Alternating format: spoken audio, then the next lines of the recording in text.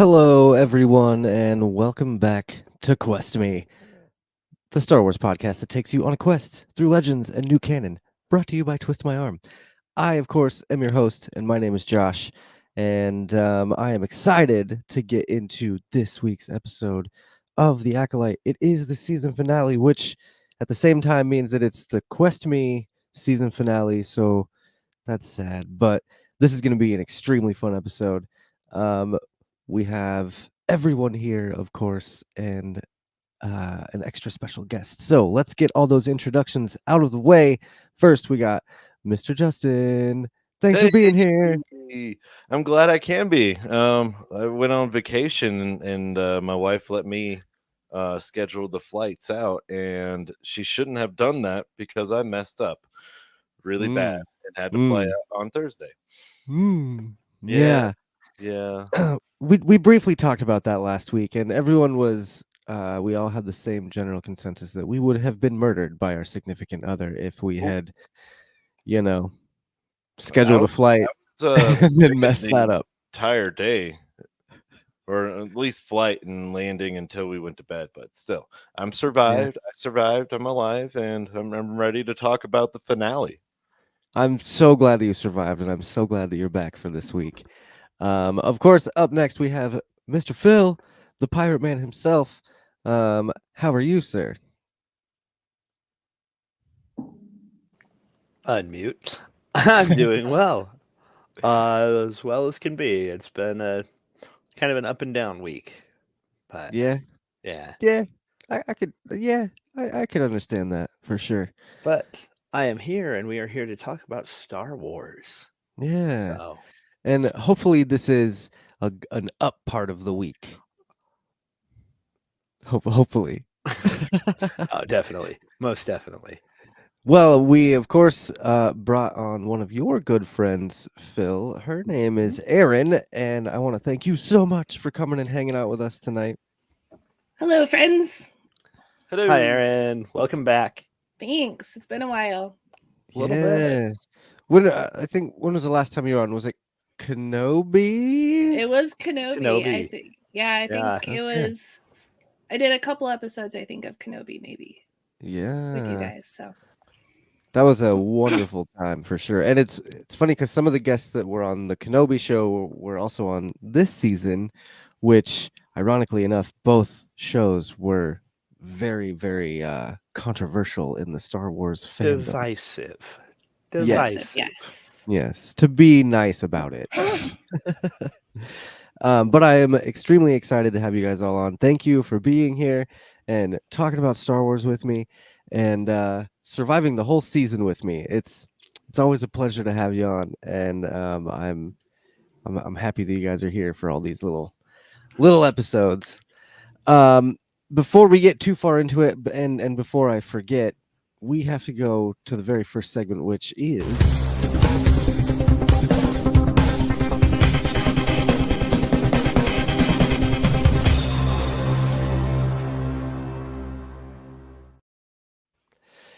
It's a bar far away.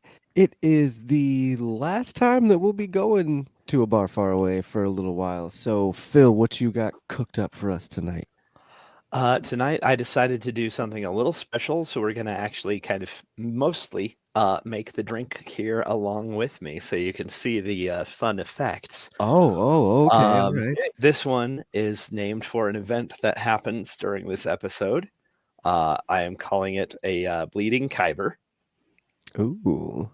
So right now, I have a 1/4 ounce of blue curacao and 1.5 ounces of dried gin in that cup. Oh yeah, you're getting a solo layout now. Yeah. Ooh, highlighted mode. Yeah. Look out, folks. You can see me up close. We're going to add 1 big ice cube. Okay, It's all a right. nice cube. Yeah. That's a real nice That's cube. a nice cube. And then I'm going to add about 3 ounces of tonic water to that. So we get a nice... Ooh, it's nice and blue. Yeah, it's gorgeous. Pretty. Okay. Now comes the tricky bit. We have little I got these at Spirit Halloween back in October. Little Oh, drink that's those injectors. things. Oh, Yes. sweet.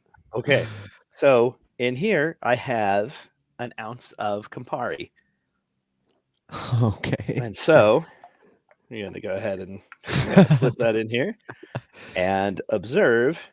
Please turn purple. Please turn purple. Please turn purple.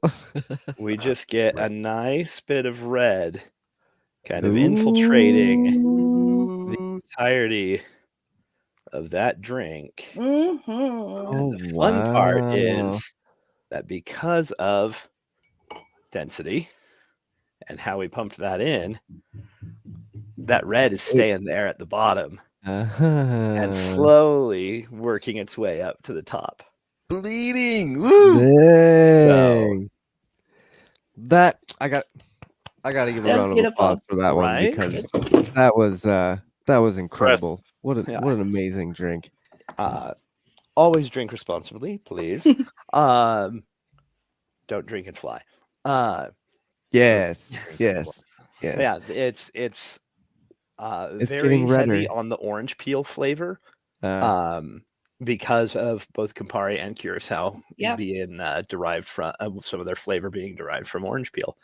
So it is a fascinating kind of bittersweet combination. And I'm actually really pleased with that. Yeah. I love it. That's a wonderful drink for this final episode because we get to see a little bit of bleeding. Before we go into the actual like synopsis and things like that, I want to ask Erin, Yeah. what have been your thoughts of this series? You get to come on the best episode because it is the best episode of the series and it's the final episode, so the whole story is kind of wrapped up now. So now that you've seen the whole thing, what are your thoughts on the series? My favorite parts about this series are frankly the audio and the visual effects. You know, the costuming is fantastic, the music's great, the sound effects perfect, the choreography. There are a number of plot holes which may or may not get answered in season 2. We'll find out. And also, I hate the rat. Yeah, you were talking about that in the chat earlier. You just Yeah, have this personal vendetta against the rat. I mean, Basil. a little bit. I got an issue with Basil too. Yeah, so Basil is now my least favorite character in all of Star Wars. Sorry, Jar Jar. What do you mean, sorry, Jar Jar? He's moved up a spot now. Like he's not at the bottom He's anymore. okay. That's fair. That's fair. He He's no working his way longer to the top. ranks number 1 on no. But I was really excited about Basil at first because I'm like, well, he's kind of this rat creature, and his name is Basil, and he's a tracker. He's a detective. I'm like, oh, I loved the Great Mouse Detective when I was a kid. I have no idea if that's actually what they were referring to, but it's stuck in my mind forever. That's and awesome. I the kind more, of love that. Yeah. And just the more he goes throughout the episode and stuff, I'm like, what is his point? Like, the Jedi are at like the height of their power. You know, they have like this intense connection with the Force. You'd think they'd be able to find somebody through Force connections without a little tracker mouse. Which I feel like they kind of did at times too. Oh, they absolutely did. And like, what is the point? He was there to be a fun little creature, I think. Maybe, but then he does stuff And- that makes no sense. And See, to be a lot. And to be the spanner in the works. Yeah. Yeah, that's true. The one question I have written down here is what the fuck is up with Basil? Yes. I'm right We'll there. get there. We're gonna get there for sure. So, but I mean, sounds like you've at least enjoyed it a little bit, aside from the rat. I've absolutely enjoyed the show, and you know, the things that I don't like, I'm able to suspend my difficulties with, if you will, Sure. enough to enjoy all the things that are actually very, very good about the show. We'll have to get into some of those plot holes and stuff a little later. Yeah. Because I'm sure they'll come up as we talk about this episode. But it's again, this particular episode, the season finale, was probably the best episode in the series, obviously, but also just one of my favorites in Star Wars. Like, it's really crazy to say that, but the stuff that we got in this episode, the lore, and the little like breadcrumbs that we got for things, it makes me excited for So more many of breadcrumbs. this period of time, whether it be an Acolyte season 2 or a different story altogether. I think He's got his finger on his I nose. I think love it. there's a lot of room for some fun. Justin, what? I'm just agreeing. I just want to agree with you, Oh, but okay. the cherry on top to me is just the snubbing of all the freaking haters out there. Dude, That is well, just cherry on top of that. these haters are relentless, dude. Oh, They get yes. everything they want in this episode, and they still find ways to complain about it and to be like, "Bro, they ruined Star Wars." Raw. Like, it's crazy. I mean, look, one of the whatever. We'll get into the cameos because there's some cameos and they're awesome, but people are still upset about it. It's crazy. Come on, man. The people that are upset and still basically hate watching this show are just doing it for the clicks at this point. They're not doing it for any other reason.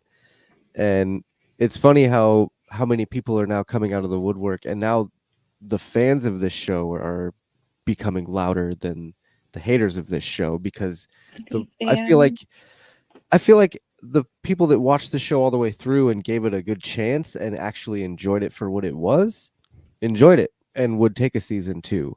You know, the people that were just trying to nitpick it and tear it apart, and this isn't my Star Wars, get off my lawn kind of thing. I don't know. It just, if you don't enjoy it, don't watch it. You would have known in the first 3 episodes that you don't enjoy it. You would have known probably by Obi-Wan Kenobi that you don't enjoy anything that Disney puts out for Star Wars. So, like, just stop. Go watch Marvel or something. That's my thing to the haters, the headcanon haters. I've been in a lot of fights online over the last couple days since this episode aired. So, You got a little pent up energy there. I mean, kinda. I got a lot of it out yesterday. But yeah, so let's get into this episode. This episode is actually called The Acolyte, which makes a lot of sense as it goes on. But of course, I have my own little synopsis that I write every week, and this one is, I don't know, whatever. In The Acolyte's epic season finale, we are taken back to Brendok, where we have a battle that rivals anything you've seen in Dragon Ball Z. Everything is revealed to the twins, and Soul becomes the villain we all hoped he would. At least I think so. Personally, I think he really kind of turned out to be just kind of a bad Jedi. Bold statement, Cotton. Yeah, well, I we'll think get there. he proved the fallibility of the Jedi very well. Yeah.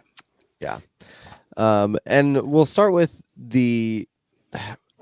I'm doing it again like we did the last couple weeks, where I just kind of broke this down into little sections, and we'll do our segments as they pop up. So, the first thing I wanted to kind of cover was the Soul and May opening. He's just, it starts here and it goes through the whole episode, but he thinks he's right. He is very much in this corner that, like, I did the right thing. I rescued you. I, did everything I could, blah, blah, blah. And not really seeing the fact that he murdered a family, that he basically annihilated an entire family and screwed over a couple little girls. Mm-hmm. So at the beginning of this, which side are you on? Like, because obviously through this series we're kind of picking sides, as in we're picking the Jedi or we're picking the Sith. And at the start of this episode, I want to get where you were at the start and where you were at the end. So let's go with Justin. Were you on like the Sith side in this by Come on, now, man, or you know were you me. on the Jedi side? I was on the Sith side from the get-go. Like, it was very self-evident that the hubris of the Jedi are playing a big concern in these episodes. And just to see it evolve and eat them and slap them in the face at the end, oh, fuck yeah. So I'm very happy with how everything panned out. Yeah. Dark side all the way. Erin, what are your thoughts on the Jedi being kind of portrayed as the antagonist in these? Oh, I mean, they absolutely were. You know, I guess, it's hard to be overall side Sith, except for, they always have the pretty people. You're not wrong. Like, how? Even well, okay, Plagueis. Hey, the Emperor, maybe not so much. Just because humans aren't attracted to Plagueis doesn't mean that he's not, top notch in the alien species. I mean, maybe. But yeah, from the very beginning, they, set the Jedi up to be, we've always seen, and with the conversation in the Senate, we've always seen the Jedi in this beautiful light and always the good side of them. And with every religion, order, cult, if you will, there's not so good things going on. So yeah, for sure. Phil, what do you think about the whole Jedi in this? Because I know, like, at the beginning of this series, you kind of look at the Jedi as this beam of light, a source of good, and by the end of it, for me at least, I was like, they're kind of corrupt. Mm-hmm. Well, that was where I was. I really wanted to sympathize more with the Jedi in this whole series. But the actions of the four on Brendock alone made that very difficult. And I think that's very deliberate to show how and why May and Osha both felt the attraction to that side that they did. Yeah. That's a really good point. And that's their whole turn was really, really fun to watch. Not that May really turned per se, but watching Osha turn in this was just incredible. Well, I mean, logically speaking, if they are one person, then they can't both be on the same side at once. Yeah, they're two sides of the same coin. Yeah. And the coin is just flipping. Yeah, that makes sense. The power of one, the power of two, the Power of many. Okay, listen, that's still cheesy to me, but hey, that's Star Wars. Jump in here. Yeah, I know. At the end, it made me cry. Just to say that. Okay. No, that was good. The rhyme coming back. Oh, yes. That was good. Yeah, I would agree. I love this. So just to cover the whole first part of Soul and May here, May escapes in a pretty cool way because she's using Pip, which has been factory reset, which is kind of a foreshadowing to May getting factory reset. Yep. But I love the whole scene of, like, she tases him right before he's going to tell her the whole truth. And then she runs to the escape pod. And this is my favorite controversial moment that I've seen on the Twitters. She says, "See you in hell, Jedi." And people lost their minds. What do you mean? What do you mean? How can you see someone in hell in Star Wars? And I'll just point to Empire Strikes Back when Han Solo. Your tauntaun will freeze before you reach the first marker. Then I'll see you in hell. Yeah. So like, it's a thing. Oh, there's no. just and I'm gonna bring this up multiple times through this episode, but just people bringing up shit just to bring it up and be upset about it, and it makes me laugh. That's all there is to it. Now, during this escape, there's they're flying through an asteroid field, which is a really fun callback to episode 2. And one of the coolest things about I think this series in a whole is they make so many references to every single Star Wars property. Like you can watch this whole series and you can point to some line or some reference that goes to even Rogue One or Solo or Rebels, or it's really cool how they did it. I mean, some of it's a little shoehorned in, I feel like sometimes a little forced, but it's still pretty fun. What you got, Phil? You look like you got to say something. Just agreeing that it does feel kind of unnecessarily forced. Like, oh, hey, remember this line? We're gonna say it again. Yeah. Yeah. But I Justin, time is a flat circle. Hearing, I got a bad feeling about this. it was like the first episode, I think. Was it? Yeah, Yord says it. Oh shit, you're right. Okay. Yeah. Oh, Yord. Can't forget Yord. Oh, man. Series. I liked Yord. I It was did kind too. of weird, but I liked I liked it. Yord and Jackie. I would Oh, watch, I miss Jackie so much. They I would were watch like, a buddy cop they were comedy with designed Yord to and be Jackie. liked and then just murdered out of nowhere to make it like the intensity of the show. Mm-hmm. I'm believe looking the forward writers to. did that on purpose. I'm looking forward to next week to see if we end up seeing a cameo appearance from Daphne Keene in Deadpool and Oh, in Wolverine. Deadpool. I think. She has to. They have to. I hope so. I mean, they're gonna reference everything else. I think you would everything else, yeah. Yeah. I mean, So I mean, he's at. Not to get into Marvel, but he's in the trailer. He's at the spot where Logan dies. So like, Disney brought him back. They're gonna make him keep doing this till he's 90. you're gonna prop him up. So Anyway, back to Star Wars. They actually fly Weekend at through. Wolverines. They fly through the rings of the planet, Yes, yeah, which and is the exactly like fragment episode between 2. them, and it's just visually so beautiful. It was. Yeah. Fun flashbacks to Geonosis. Yeah, for sure. Yeah. We just didn't get the cool bomb, the explosion. Wow. Which would have been fucking cool. But we did get a little bit of a bomb. Speaking of Basil and this weird little shit, like what was the point? What was the point of him disabling the ship? I don't know. So the best theory I've seen so far is that he picked up on the whole thing of Osha and May being one person and basically realized that if Soul killed one of them, the other one would die, and was trying to prevent that. No, he's not that smart. We have no idea. We don't know what he says. We don't know. They don't translate it. They don't put his words in the subtitles, which annoys me.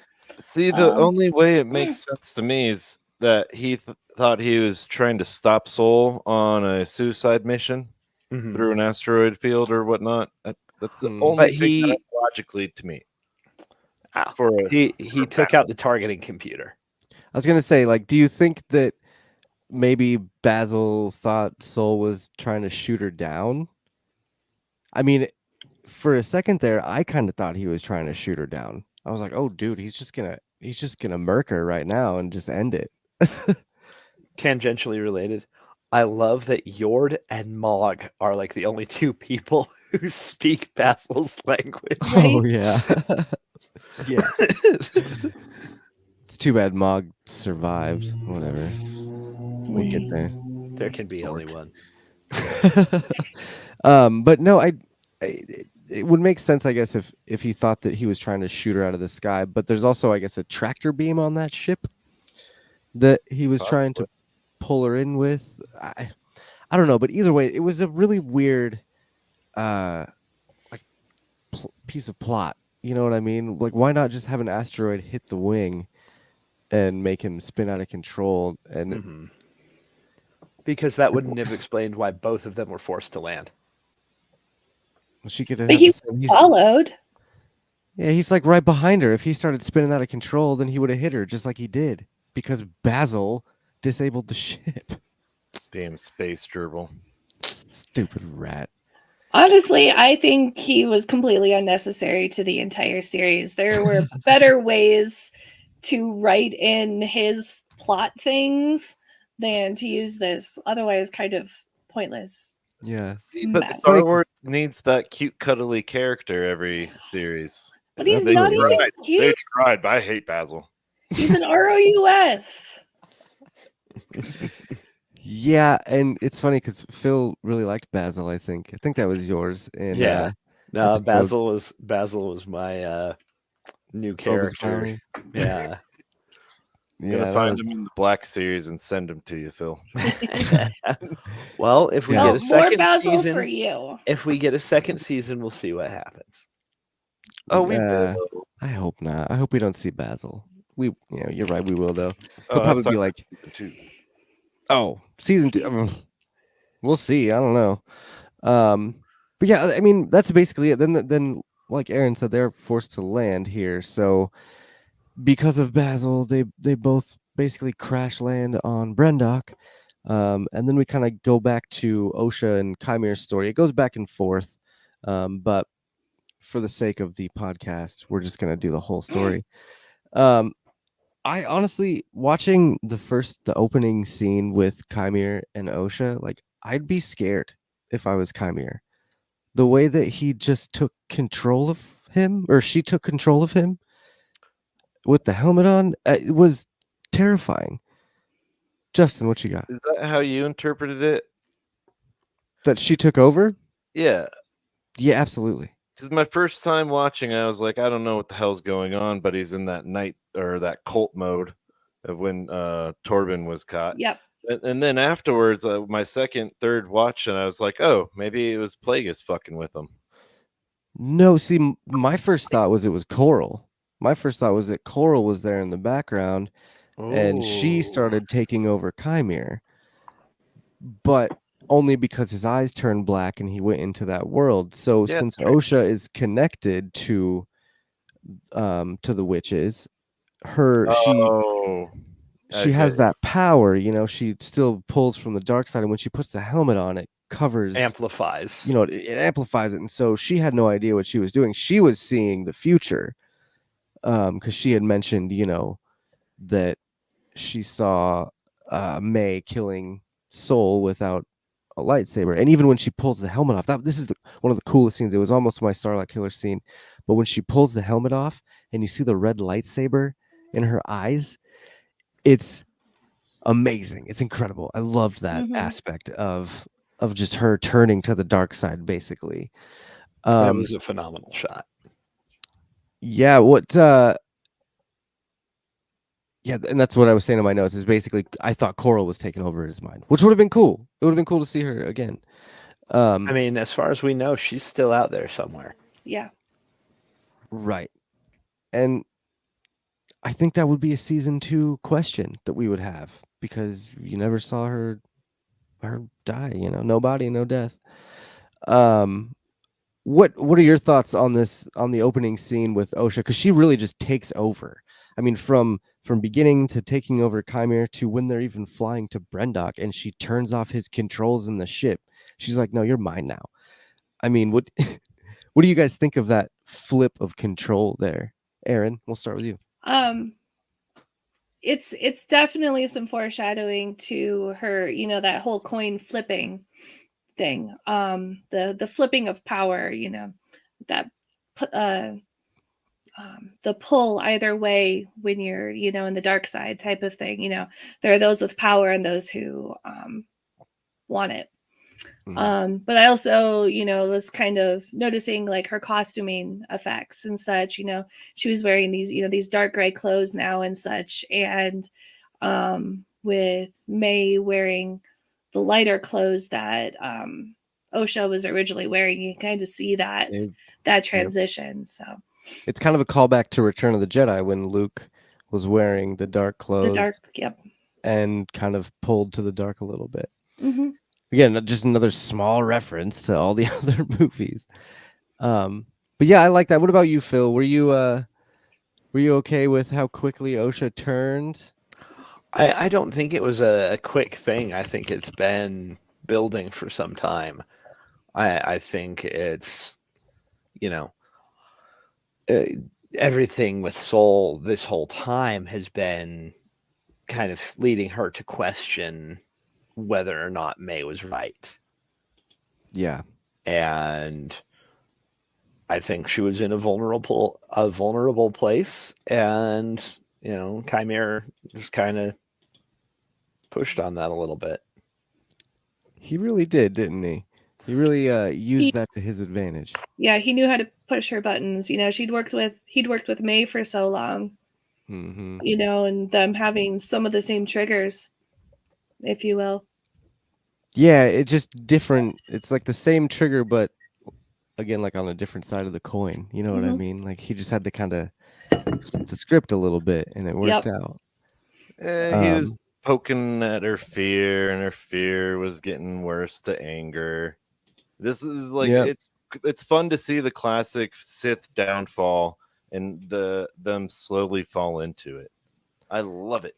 Because fear leads to anger, and anger leads to hate, and hate leads to suffering. And suffering. you saw that whole thing in this episode from Yeah. Osha going, she's afraid of putting on the mask and her power, to being angry at May, and then hating Soul, and now just going on from there. So Suffering. yeah, exactly. I like that. I loved her slow downfall. But I think a lot of times in this episode, back to Chimera and how I think he should be afraid. I think he already is a little bit afraid. I think he's a little bit afraid of something else, to be honest with you. That being Justin's Sarlacc killer scene, which comes in at the 12-minute and 1 second mark. And I believe, sir, that's Mr. Darth Plagueis. So why don't you tell me why you picked this scene, Justin? Oh, to see that creeping hand come over the corner of the cave all slowly with claws and long fingers. Like I got so excited and giddy, and then it started panning into the face, emerging, and then boom! I was like, "Oh, that's Plagueis." Just to know he's potentially or he is a major factor in the future of this series, it was so exciting to me. Like how can you not be pumped up for it? This remystifies Star Wars, because it's adding a little EU extended universe into this, and then feeding us fanboys just a tad bit of what we want, and then allowing them Disney to spin it. It's just like Thrawn introduction. Like I'm super pumped. Yeah.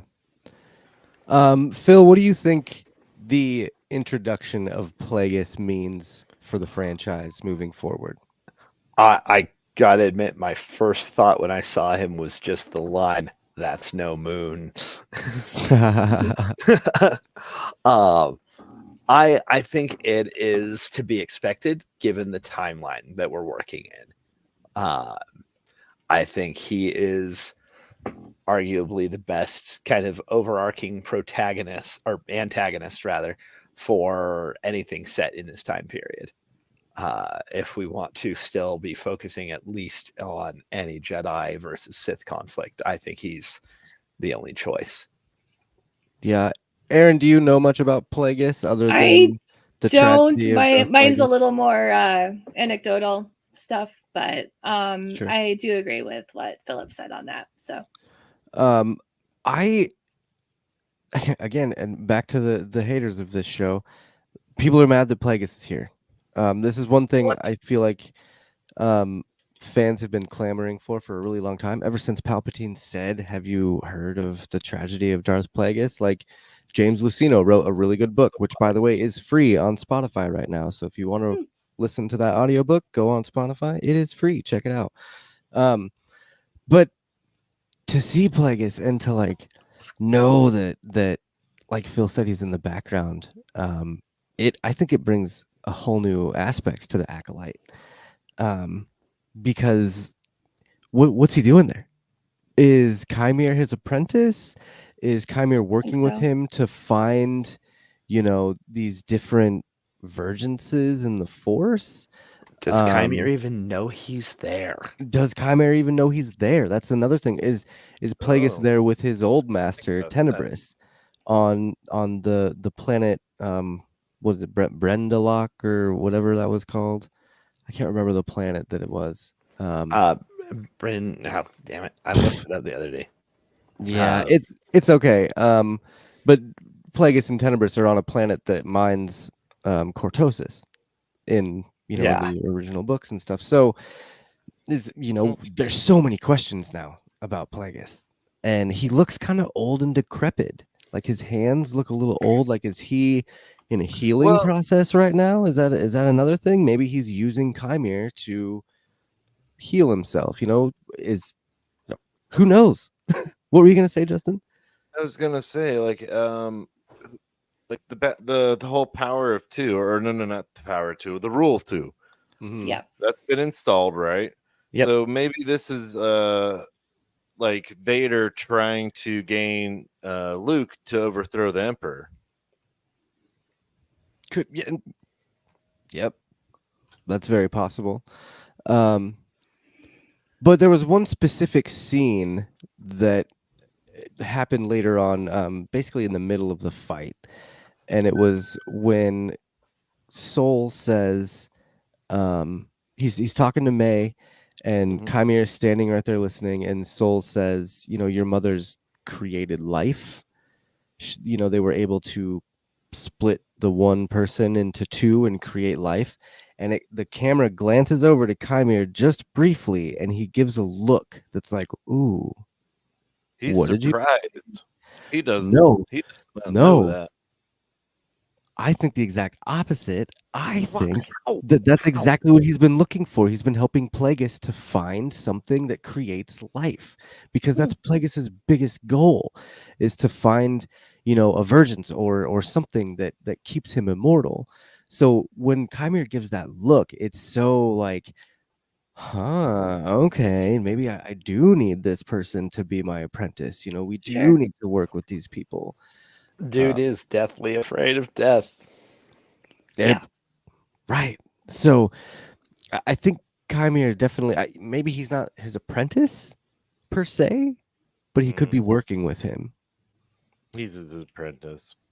I mean, I was kind of leaning on the Chimera being the apprentice, but I can also see some of the arguments that he's not actually the apprentice, which is why he's looking for his own. Yeah. And I mean, if it's, maybe it's Plagueis is, like I said, he's really old. He's looking pretty decrepit. And I mean, technically, if you go back to Legends, like the story of Plagueis wasn't over 100 years before the prequels. So like that's one of the arguments that people are having right now, is that he's introduced way too early, blah blah blah. He's not that old. But what if it's a case of he's already found that immortality, and he's just finding the beings, like he's a vampire, like an energy vampire that has to suck the virgins out of different beings to keep him alive. And Calm that's down there, what Colin. that's like, dude, I just picture it now. End of season 2, Plagueis just picks up Osha and just sucks the life force out of her, Shang Tsung style, and his hands become more like lively, and he gets more color to his face and stuff. Like, who knows? I'm excited though. Imhotep absorbing all of his victims. Yeah, exactly. Good call. So, but either way, good pick, Justin. Justin had picked that out before Phil even watched the episode. That's true. I did not ruin it. I just said I'm really excited for this. No, you gave me the timestamp, and that was it. A picture of Randy Marsh finally getting internet access again. That was, I was so excited for all of the stuff that happened in this episode.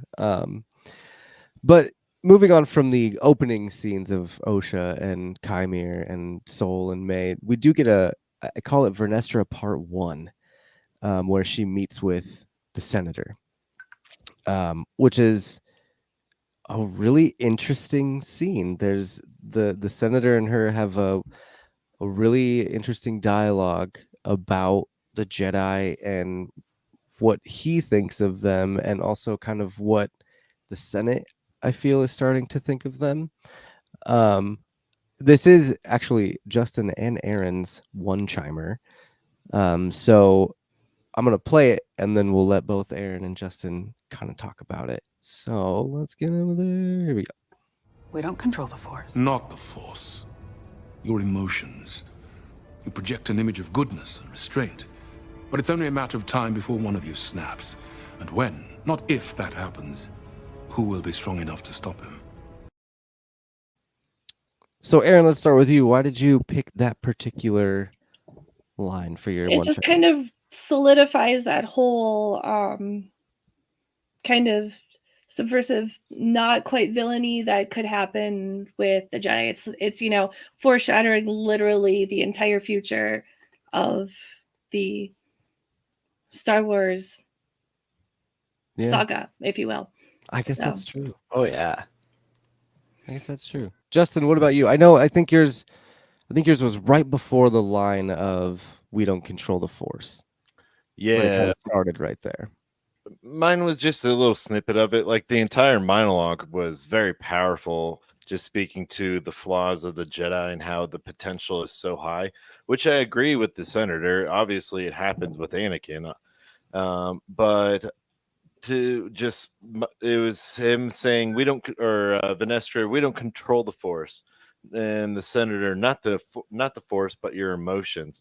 That says so much to the belief system as a whole. Like Jedis are all about controlling their emotions, and this is an average Joe yet senator just calling them out like you're gonna lose your shit.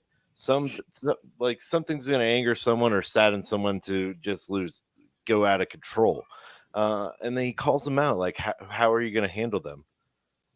So much foreshadowing to the future. Yeah. Like it was just fun to witness. Well, and I mean, it just so happened to be that this monologue was directly after Soul kind of going a little crazy and chasing May through an asteroid field. He kind of snapped already, I feel like Soul's belief in himself and what he did and believing that it was right, I think that made him go crazy. And obviously the senator is talking about a much bigger problem later on, you know, if you're looking at like the whole and talking about Anakin and stuff like that. But in the direct moment, in the present moment, it's definitely Soul that's snapping. And then I think Venestra uses that to her advantage at the end of the episode. Well, at the end of the episode, absolutely. It's how she covers it up. But to me, like that just shows more hubris in the Jedi. Like they're still trying to hide their emotions. She cared about Soul, so of course she's gonna attempt to like not burden his name, but it really is in the dirt. But I don't know. Your drink has bled all the way red, and that's awesome. I love that. There's still a tiny little bit of. There we go. Yeah, tiny bit. There's still a tiny bit of blue there. Well, it is very faint. There's still a tiny bit of blue in OSHA at the moment in the episode. So that's okay.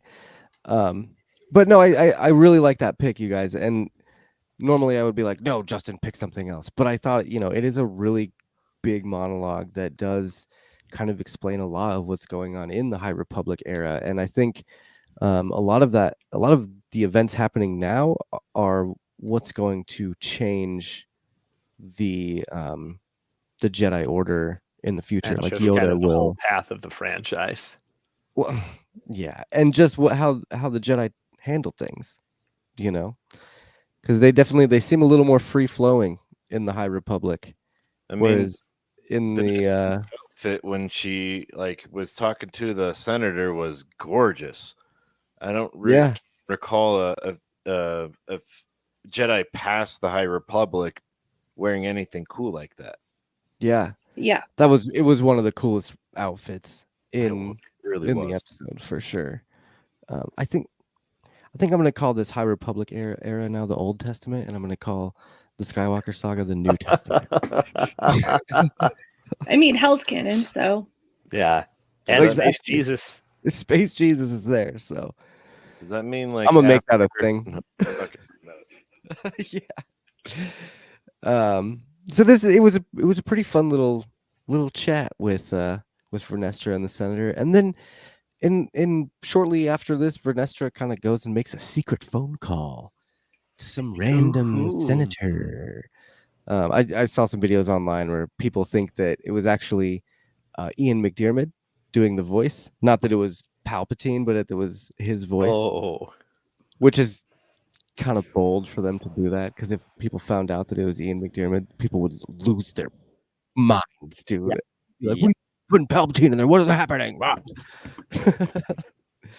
So yeah, that was a very interesting phone call that she made, trying to keep things more secret. I think Vernestra is just as bad as Saul by the end of this in some ways. So but kind of gets to the point of, you tell yourself a lie so many times it becomes the truth. So and I wonder what kind of lies she's been telling herself about Chimere. Yeah. So I did not hit her.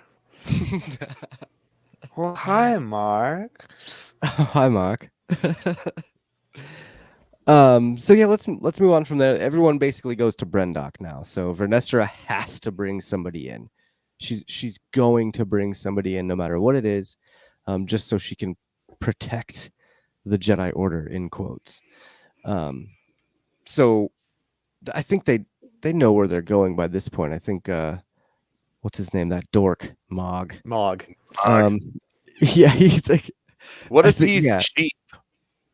What if he's what? Sheev. We talked about that. Oh, you weren't here last week. That's right. That's time. right. Like, I'm just joking. Oh, okay. Timeline wise, it doesn't make sense, but it'd be hilarious. No, that was something that when he first came into the picture, I was like, no way, are they really going to introduce Sheev right now? But then he started speaking, and I was like, oh no, never mind.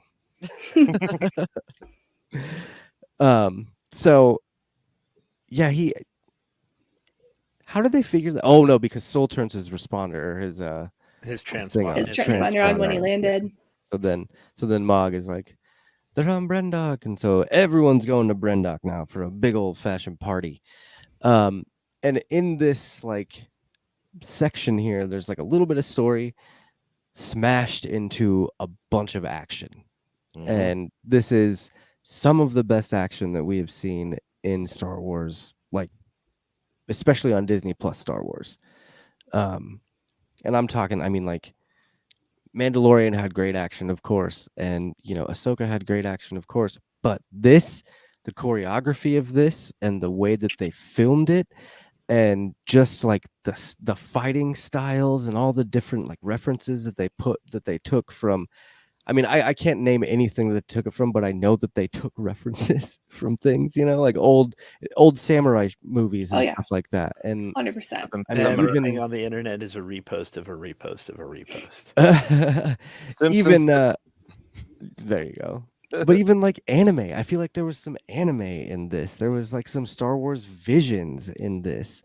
Oh yeah. And I thought it was really cool. So first of all, we'll basically at the beginning both teams land on Brendok, and then they go through a little a split up phase with May. Well, I guess May and Soul are already split up, and he's kind of looking for her, but they're in the same area, and Soul's going through the building, and May is going basically through the passage that she snuck out of when she fell down the rafters. Something that I kind of complain about a little bit in this is I wanted to see a little bit more of that, of how she survived, because like that's a pretty long fall, and I mean, maybe she fell in water down the tube, man. Just like Luke in Cloud City. Yep. Luke used the Force to do that. We already had this conversation. Accept it and keep going. That's a poll. We just go. Go on. Okay. All right. Fair. That's fair. Okay.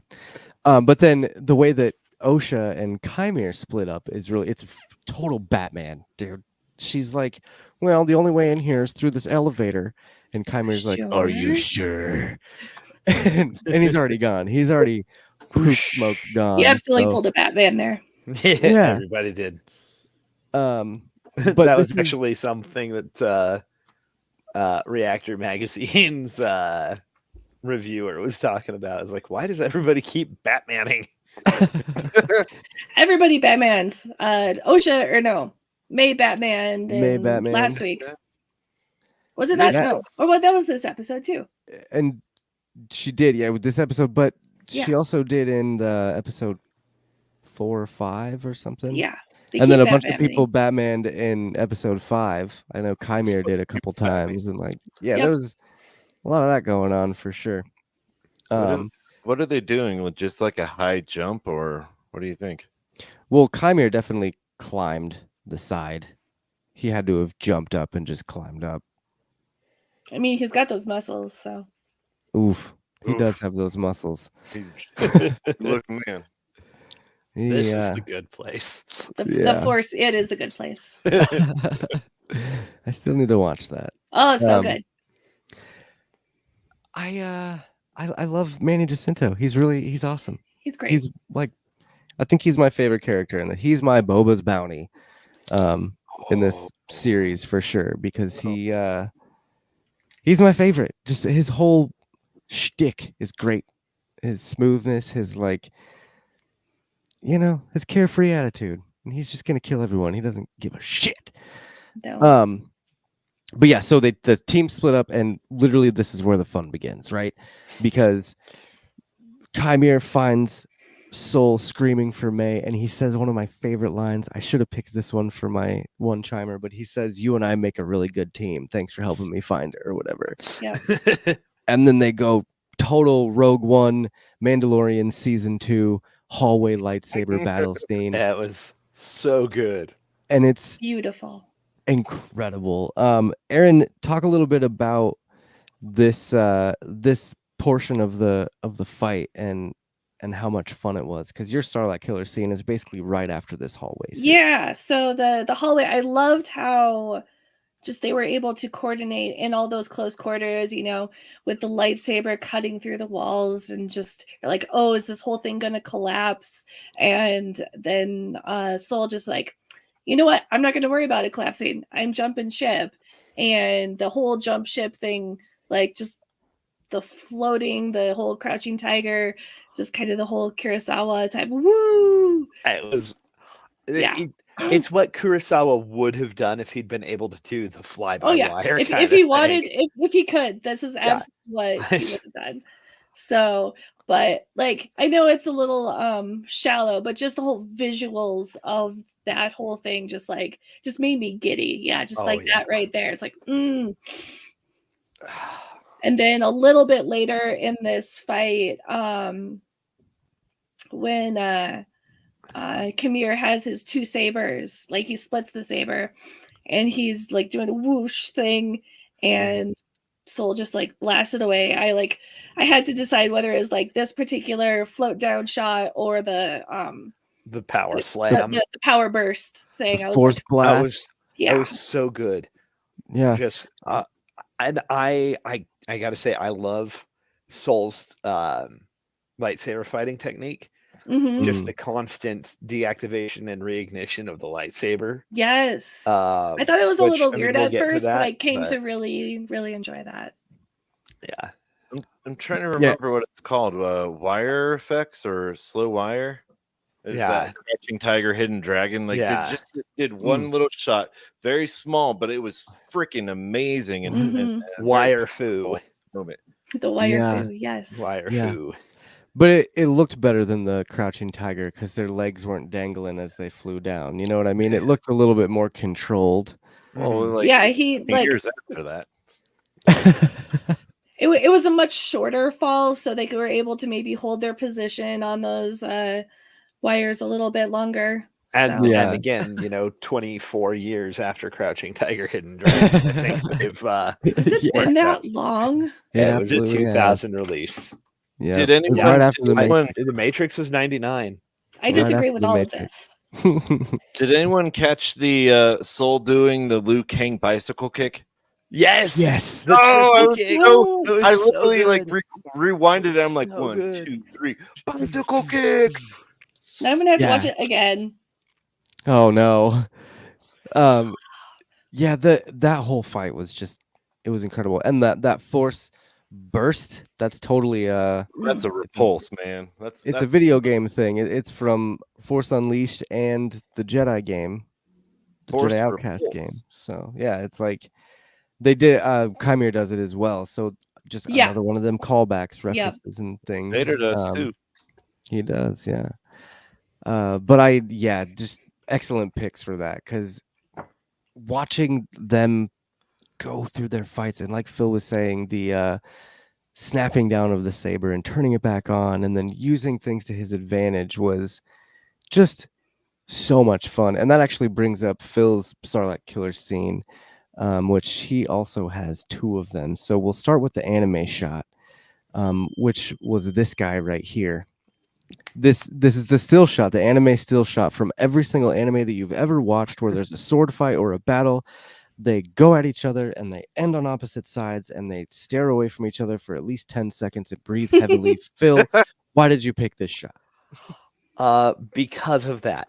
Because I'm an anime nerd. Nerd. Because it was everything but Chimera slowly sliding into halves, I thought he It- was it dead is- there. I I absolutely thought he was dead. legitimately thought he was too for a beat. But just again, that is the pinnacle of Soul's technique. He's doing the lightsaber version of Iejitsu. Yep. He's doing the fast draw. He's Mhm. deactivating the lightsaber to get it out of a vulnerable position, bringing it back around into a position of strength, and sweeping it up and across as he activates it in order to get that almost a sneak attack shot in. Yeah. And the back and forth blade block in the scene just before that was so good. The sparks flying off of Chimera's Cortosis helmet. Yes. But also both of them preventing their own blades from getting bounced off of his helmet and getting shorted out. Yep. That was, Yeah. I thought that was going to happen, that one of the sabers That was gonna going to be my question. Is it Mhm. when That his they- helmet hits the lightsaber or hits the blade? It there has to be malfunctions. force behind it. Yeah, he has to hit Yeah. the actual blade. Okay. Yeah. But like I agree. Then I totally recognize this because I know this martial arts. It in this shot right on the screen right now, it's Wing Chun going on, and it is Yes. so fun to see them run this drill, but with lightsabers in their hand. Yes. Like I was super excited. I'm like, oh, I know this. You're sitting there practicing with the dummy, just Oh, but yeah, no, it's beautiful. it's And really I really did appreciate a lot more of, not just the sword combat, but the actual martial arts and using their environment to their Yes. advantage, it and the rest of their made- body too. That came up a lot in this series, and it was great. it made all of the combat so much more practical. It did. It did. And I kind of like the idea, just to explain why the fights are as slow and everything as they are in the original trilogy, is just so much of the technique has been lost over the years. The kind of just degradation of technique and ability, with Obi-Wan aging, with Vader being mostly machine, and then with Luke being new and mostly self-taught. There's a lot of degradation to the lightsaber combat techniques that we would otherwise have seen. That's very true. Yeah, because Luke is very clunky. He's very McClunky when he's doing his thing, especially in Mandalorian. Yeah. He's just kind of swinging it and pulling it out and like doing the he's just, he never was the best swordsman, I don't feel. Even in Return of the Jedi, he's No. just waving it around like a but No, I mean he in got Legends, more of the impact out of just the shock value of holy shit, there's a guy who has a sword made out of lasers. right. And I think Legends kind of went a little bit farther into his sword technique and how he like perfected it and got better at it. And he trained with Mara Jade and like other Mhm. people that had really good techniques. So Yeah. he didn't, in new canon, he didn't really have that training. He was the trainer. And so, he had the ancient texts to go off of, but there's only so much you can learn from reading a book. Especially when it comes to like sword play, you know what I mean? Right. You got to be active. You ever and- tried learning to fight, longsword with a book? Yeah, no. Yes. I mean, I've read, But not against other about people. it, but yeah, I need videos. Um, YouTube is all. yeah. Man, too bad they all happened and existed before YouTube. Otherwise, they could have just found some tutorials. I know, right? Yeah. Lightsaber building, step 1. Lightsaber building. There's real lightsabers out there right now, like You mean official plasma ones. swords? No, look Like it up. official ones, Yeah, Look it up. it's a like plasma. Hacksmith. Yeah, it's like a really, really hot light. It's how they I'm telling you, weld it. they're real. It's pretty much They're a real. welding torch, but on steroids in a bar. If you guys Pretty much. haven't, check out the Hacksmith proto sabers. Maybe that's what Yeah. it is. There's some cool stuff. I do want a Maybe fighting that's what it lightsaber. is.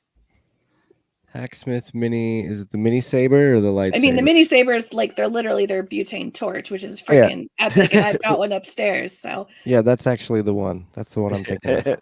That's the video that I've seen. Yeah, they're pretty cool. I want one. Oh, that is cool.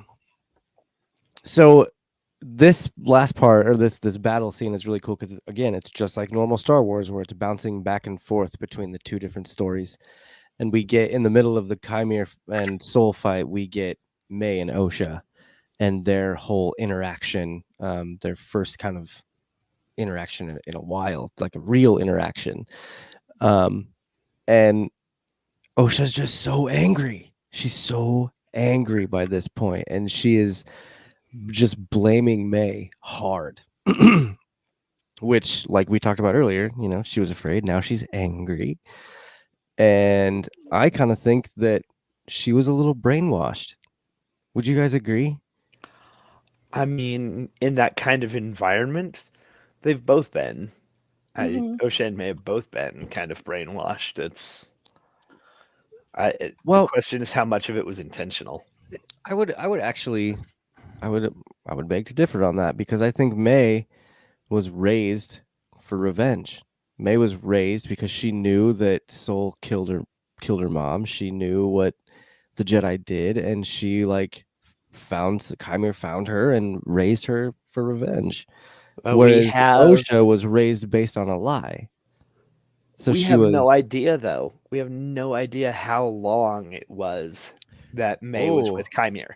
Oh, on the Correct. contrary, friend. The fact that her mind was wiped the second that she got to the tree where she was supposed to meet her and met him instead, because she would have had every memory that she had of Chimere and Osha is gone now. And so the second she got out of the castle and went to the tree, she had to have ran into Chimere because that's the last thing she remembers. And he would have raised her. Counterpoint. He says, I can try to erase her memories. Dude, it was gone. Yes. But it was just the memories of her and him. And if she was raised by him for 16 years, we don't know that. She knew. We don't know that. All right. It's not a bad extra. It's not a bad theory. It's not a bad theory. It's not. But they don't act like they have been together for. Can you imagine trying to maintain that whole charade of not revealing his identity to her for 16 years? Bingo. That's true. That seems much more a, hey, you had gone off on your own and done your own thing for who knows how long. Maybe you were a little street urchin for 15 years, and I found you relatively recently. That's one of those big questions that I would love to see answered at some point. Is what May was doing during most of that interim, because maybe some of what the future episodes will entail is kind of rediscovering. I hope so, because the fact that he was trying to get her to the point where she could kill without a weapon, that doesn't seem like 15 years worth of Sith indoctrination. Maybe not. I agree. But maybe he started as not a Sith. Maybe he found her when he was a Jedi and realized that, or took care of her or whatever secretly. Who knows? Mm-hmm. And that could be why he left the Order and why Vernestra whooped his ass. Yeah, no, there's still so much in all of their backstory. Yep, that's that's definitely a huge question, especially with the memory wipe thing. I want to pose a statement. Hit it. Osha couldn't overcome her emotions. I'm paraphrasing what she said. She couldn't overcome her emotions, and that's why she left. She left on her own accord. Is that correct? Yeah. It's some kind of. Yeah, I think it was. Yeah, that was what she felt like, that she failed. So she has more integrity than the current Jedis do. Yes. This actually brings up my one-chimer. Her soul.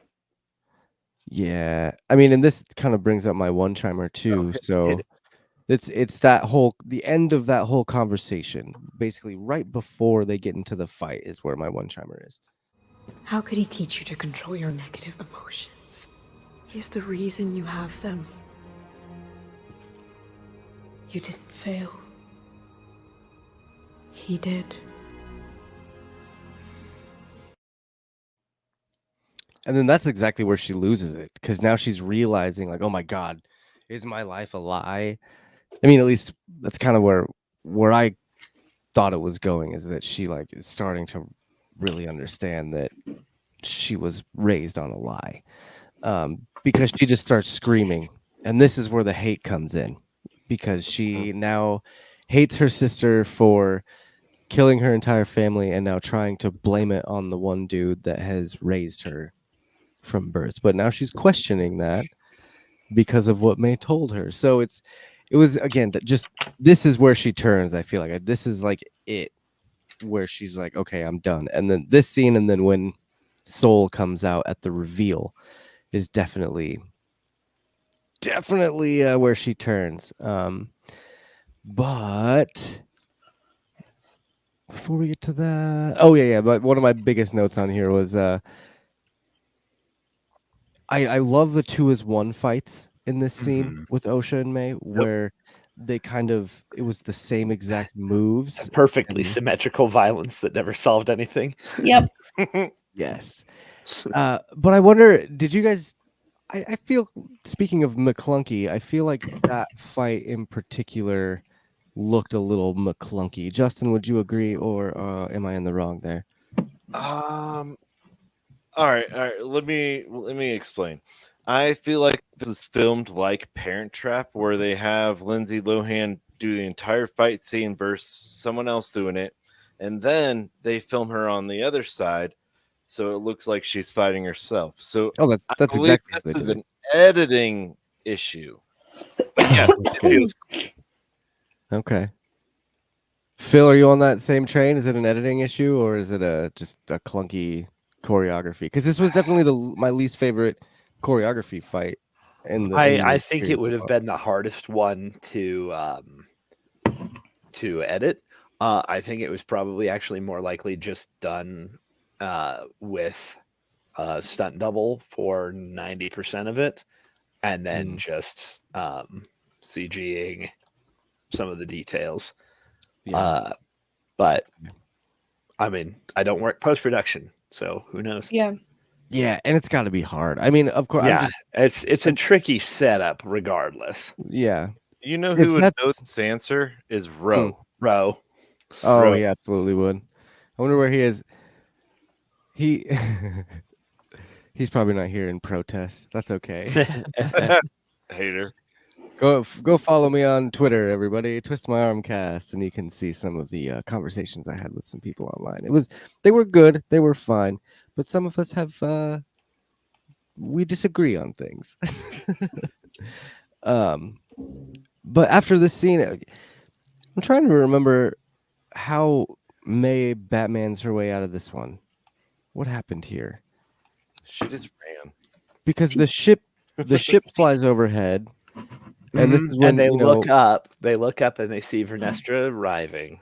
Uh-huh. And then I don't remember. And then what May's happened just next. gone. She just okay. We don't hear anything because it's like that. It's like illusion magic and such. Your attention was diverted. So Okay. All right. I guess that's Ninja fair. dust. yeah. Ninja, vanish. I love what Cameo says too. I love. That's funny. I made a TikTok video with that same scene, the Ninja Vanish scene, but I can't remember what it was for. Yeah. Anyway, I love what Chimera says when Vernestra pulls up, and Soul is like, "Now you're gonna pay for what you've done," and Chimera's like, "You sure they're here for me, Are bro?" you though? Were you guys? What did you think about that? Because now Vernestra's showing up to Brendock. Erin, did you think she was there for Chimera, or did you think she was there for Soul? I don't think she knew that Chimera was there until after she landed. So she was definitely. Oh, that's right. It wasn't definitely until he took his there helmet off. for Soul, and she was like, "Oh, we got to do things now." That's right. That's right. Because she's like, "Oh, you? Yeah. How are you alive?" Okay. And that opened a whole other book over here. Yeah. So now I think she's in cover my ass mode. Oh, definitely. Mm-hmm. She's like, "Oh, maybe this is, well, because they thought, there was, they knew there was somebody training May and such. They never, I don't think she anticipated finding him. Right. So. Yeah. Like I don't that know it was if her they own old knew that apprentice. I don't know if they knew May was getting trained in the Dark Force. Well, she had Jedi training.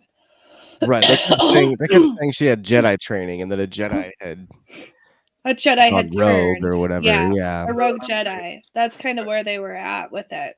The cult training, yeah.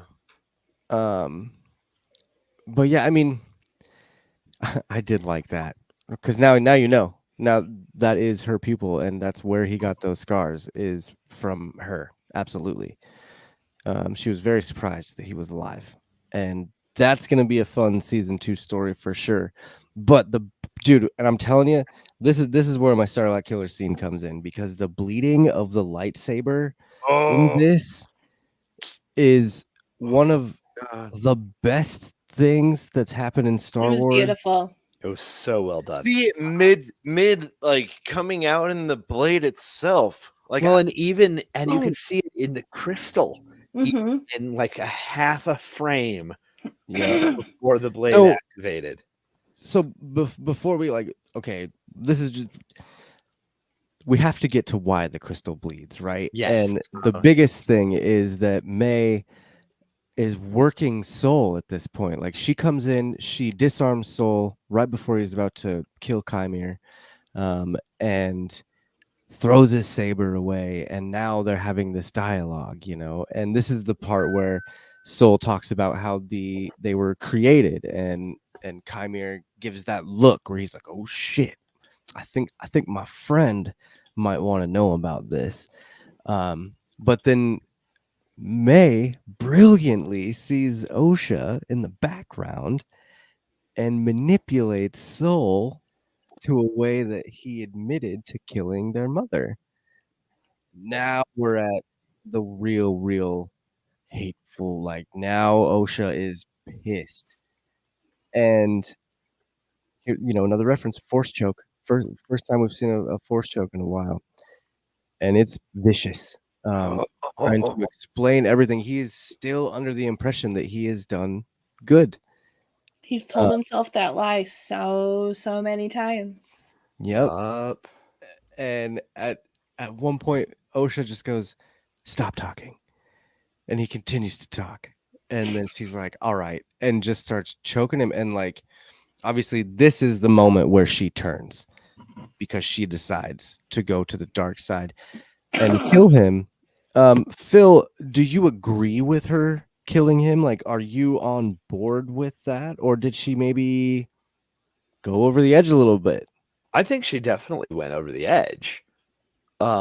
Especially because May was fully ready to have him go stand trial in front of the Jedi. Just like, hey, go admit what you did, and we can work things out.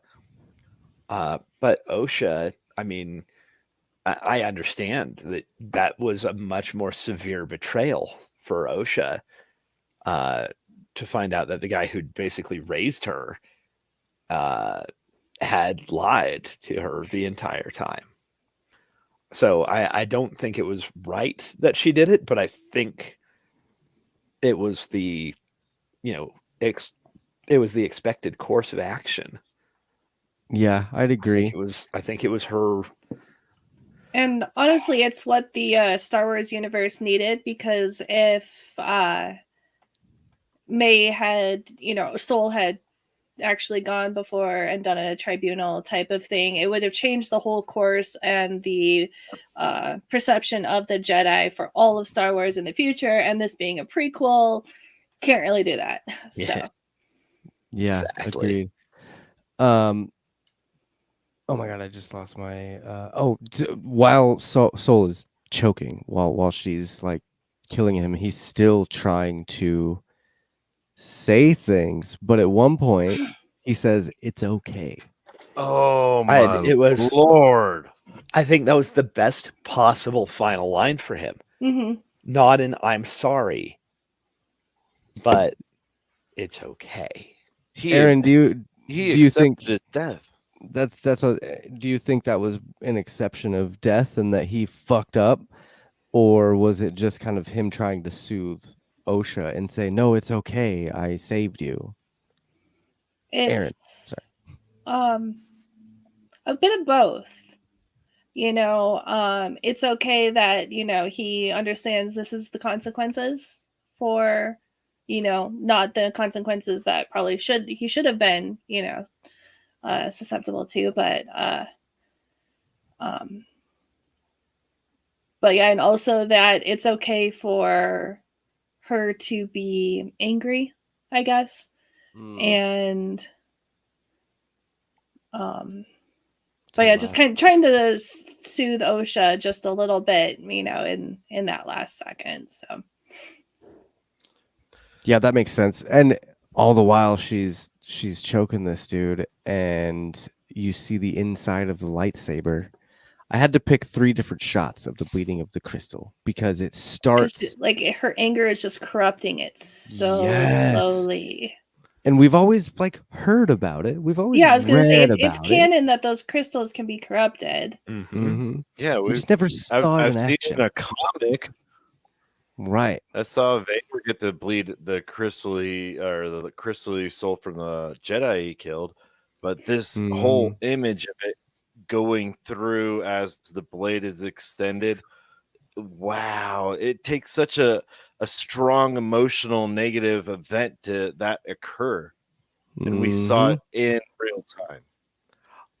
And was it her reaction to what Soul said, or was it her reacting to her having killed him? I think it was a mix of both. A little of both. Because it was his lightsaber. Yeah. Mm-hmm. And so to suck the life out of him kind of does the same thing to his partner, because I mean your lightsaber is part of you, Yeah. And then just the amount of rage going through her at that moment had to have been what really corrupted it. And it wasn't quite full yet. It wasn't fully corrupted in that moment. It was basically when Chimere went to go comfort her, she turns around, and this is my Starlight Killer scene. This is my favorite shot, where you get that tiny little glimmer of red at the bottom, and it's starting to become a Sith saber. And just think, It's get a away bomb from pop. me. Yes. And it concludes with this scene right here, where this one kind of looks like your broken saber, one And- that you've had for a long time, that you could switch colors, and now it just kind of breaks. And Osha's face in that shot. She's like confused What's and happening? scared and startled, and she has to kind of know what's going on, though, right? She was a Jedi. She went through training, so you would think she would have an idea of kyber crystals being able to bleed, right? is that It's something not they a teach story. It's not Did- a story they teach the Jedi. You don't think they teach defense against the dark arts at Jedi school? them? They I didn't. don't They think they want didn't people believe to there were dark arts. understand. Oh, I guess I that's don't true. think they'd focus on that at all. Okay. The hubris. Yeah, that's fair. Yeah, she's definitely shocked. I mean, to me, I was kind of like, she was shocked, that still in shock of what she had done, and just kind of seeing the repercussions of what she had done, and she's like, shit, Mhm. this goes way farther than I thought it would. Mm-hmm. But again, like this whole scene was so awesome. It's something that I've wanted to see on the big screen for a really long time. I've always wanted to see how it happens, how it works, and like the transformation, Yeah, and we've seen a lot of other, bad guys, if you will, with normal sabers still. So, Mhm. Grievous always had the brightly colored one still. He never corrupted any of the sabers he stole. I mean, he was So- also a Not robot. forced I to- mean, there was that detail, but he was also never really. I don't think he could- I don't think he could Nah. actually channel the Force. I think Yeah. No, he was just. He just made has up for it in really other good ways. programming and four Slap arms. shit with Yeah. a lot of blades. You'll hit it. Yeah, yeah. Shotgun effect. dude was a blender on legs. But he was awesome. Oh yeah, That's that's a figure I need as a Grievous He's so much figure. better in the comics, I promise. I mean, he I was better still- in the I still shows love too, him. in like Clone Wars and stuff. I so. still love Clone him Wars, yeah. so much in the OG, like Genndy Tarkovsky, Yes. Clone Wars cartoon. Especially the scene where he gets his cough from Mace Windu. Mace and that Windu is punching so the awesome. shit out of him. Yeah. After he like mows through like 2,000 droids, it's crazy, dude. If you haven't seen the 2003 Clone Wars, I highly recommend finding it on YouTube, because it's there and it's free. I think it's still on Disney Plus too. Yep. Yeah, At least it was Yeah. last time I watched it. So Yeah. But so this basically sums up this whole fight. Like, this is the end, and now they have to escape. Chimere basically is like, we got to get the fuck out of here. And May and Osha, naively think, oh, we're just gonna turn them into the Jedi. And Chimere smartly again plays with their emotions, and he's like, you're gonna trust them? You're really gonna trust them after all the shit that they've done? And so Well, the twins are like, all right, you're right, let's go. He's absolutely right. Yeah, at this point he's won. Like, he's won these twins. I And think at this point, most people have seen his point as the Mhm. Jedi being flawed mhm. and converting all fans to the dark side. So I mean, this is the scene we talked about a little earlier with the memory wipe, and it was extremely sad. It was one of the only times, it was the only time where I kind of teared up a little bit, because it was a very touching scene, and the actress that plays Osha and May, incredible. She did a really good job, and I could only imagine Amandla Steinberg. I could only imagine how hard it would be to act with yourself. right. yeah. So I think she did a phenomenal job, especially in this last episode. with Osha's character and with May's character. So, yeah, now the Jedi pick up May, and we get to more corruption, right? What did you guys think when, like, what were your thoughts when Vernestra was interrogating May? Like, what I kind of thought that they were going to blame it on her and that they were going to call amnesia or PTSD or something and throw her in Jedi jail. Yeah. I was sitting there thinking of it as Ro saying, "How can I use you?" And I mean, she got to that point eventually. Yeah. But now the Well- question is, why does she want to go find Chimere? Right? Why does she want to find Chimere? It's her old Padawan. The implications there was too strong. The connection between them. Yeah. When she even says in that scene, she says, "And we need to find an old pupil of mine. I need Who's your gone help." evil. Yeah. So Like the whole interaction of him having his helmet off and her recognizing him and then him putting it on and blip out, like that absolutely It was is so good. on. Just his, oh shit. yeah. Yep. Like, damn, this is why I made this. My lead sheet. Yeah. Dark Don't helmet. Yes. I do. Go ahead. Sorry. I do agree a little bit that she was immediately looking for ways that she could use May, but I think she was taken aback by the fact that May only remembered up to 8 years of her life. Mhm. That Only up everything had until the been night of the wiped fire. out. Assume is 8 years. It is. I mean, they were 8 when it happened. I'm pretty sure they say that, don't they? 16 years after. Mhm. So, yeah, She 16 has years no after they memories were since 8 she years was old. 8 What? years old. Yeah, So that's what I mean. 8-year-old Since after the fire. mentally.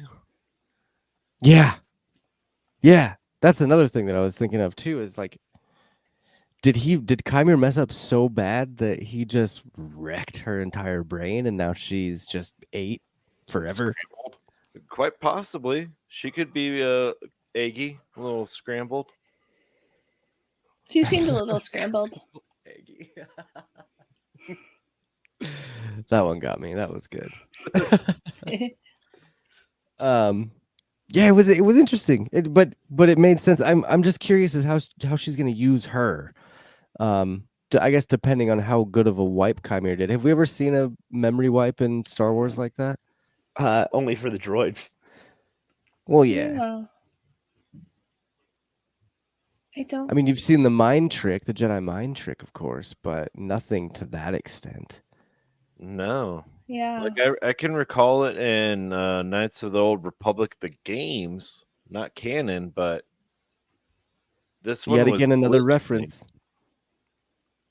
Like she I didn't- wanted to help Osha out, and she was willing to have her memory wiped. So I imagine it being easier for Chimere. I've Yeah, never heard of it before. and she probably has a weak mind anyway. So mean. I kid, of course. She had to be pretty strong to go through what she went through, which I mean clearly was a lot. So, Yeah. and I think you're right, Erin, on your point earlier that if there is a season 2, we will probably get more of May's backstory and how she was raised up to be with Chimere. Yeah.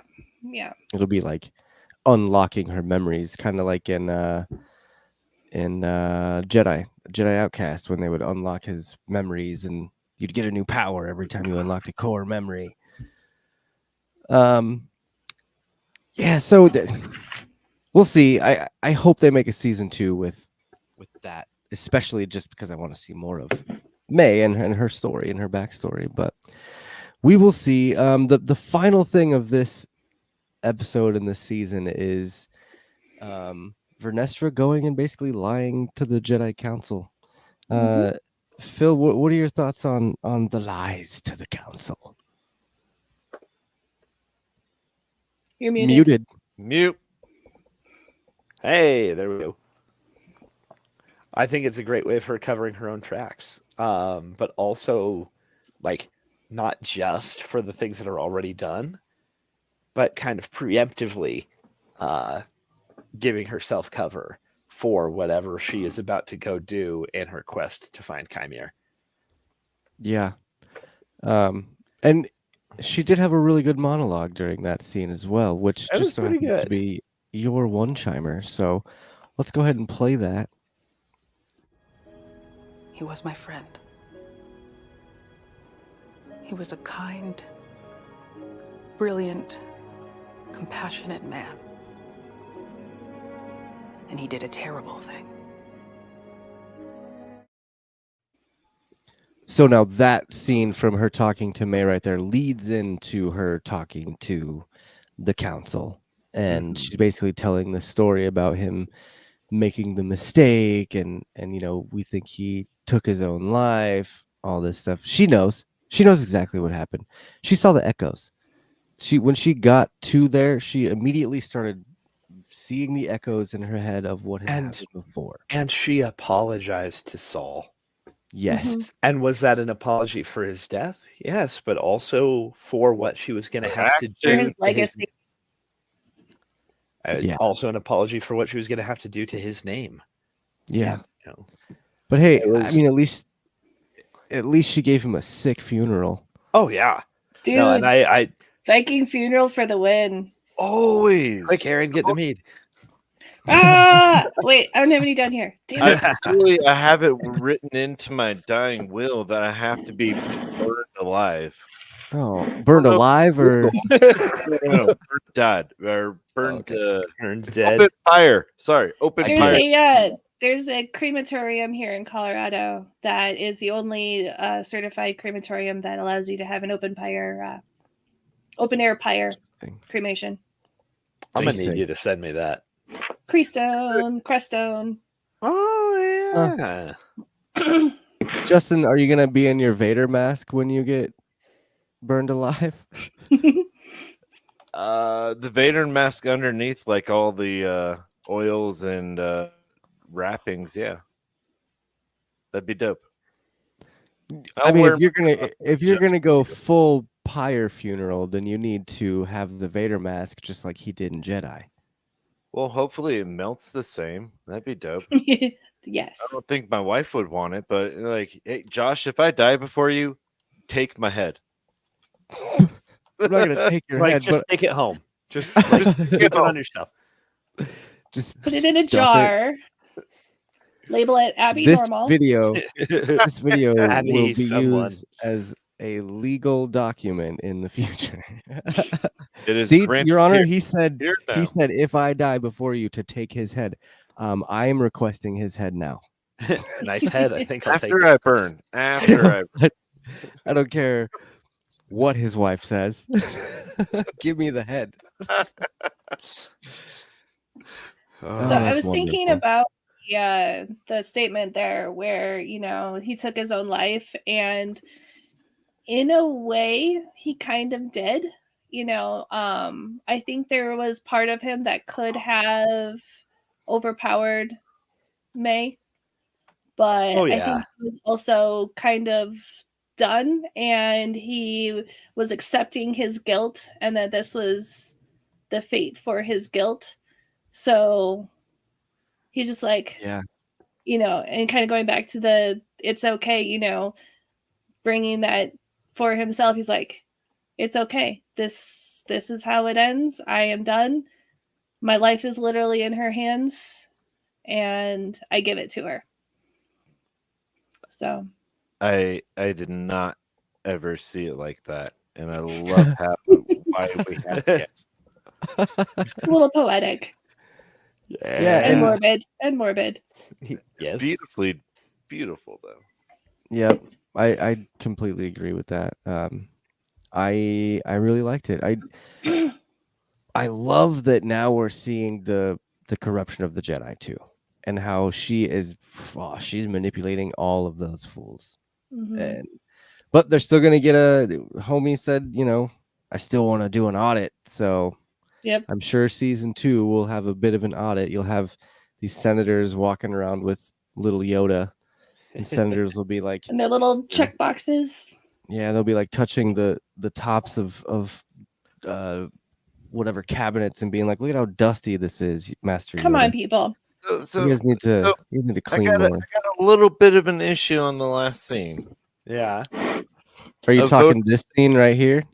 Yeah, if anyone chose it, that was my next one, but I did not. that's the Yoda puppet. It is the Yoda Yoda puppet. in episode 1 has a lot more hair, sir. He got a hair treatment. Oh, I'm just nitpicking. I thought it was fun to see the Jim Henson's puppet rather than CGI. Yeah. I was really excited. I knew we were. If it's not actually Yoda. It's I mean, Yaddle. Maybe Yoda. this is like, no, this is Yoda's father. Yoda's brothers, uncles, best Yoda. friends, roommates. Yeah. Yaddle.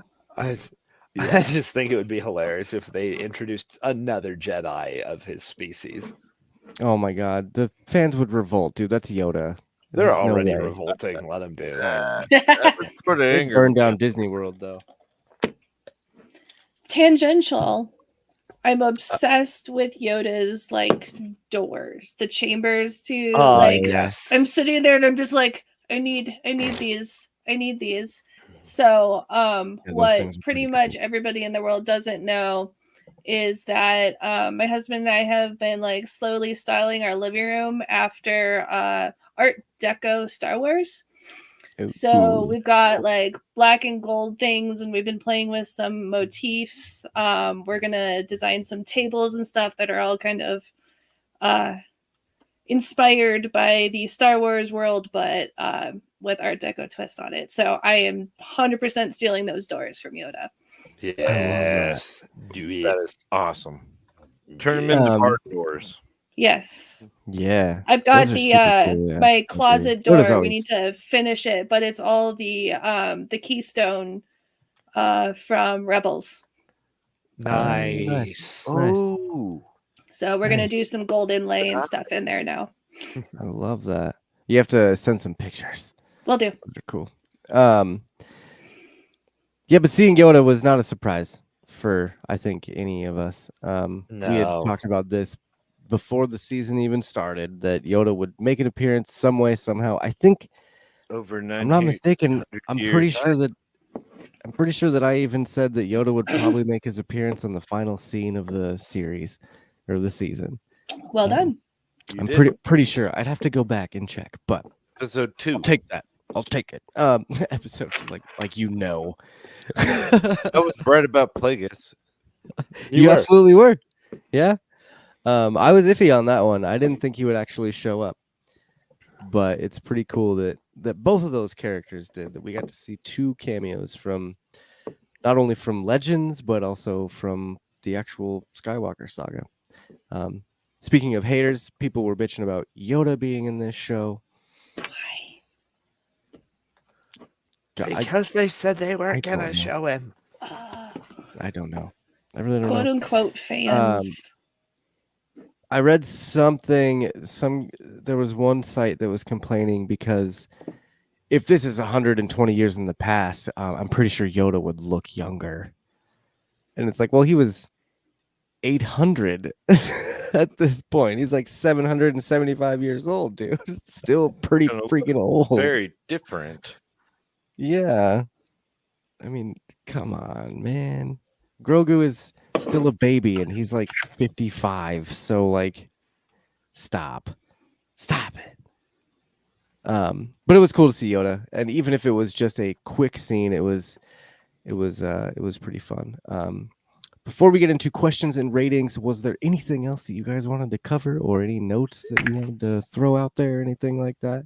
My final note, while you guys gather yours, was just the music.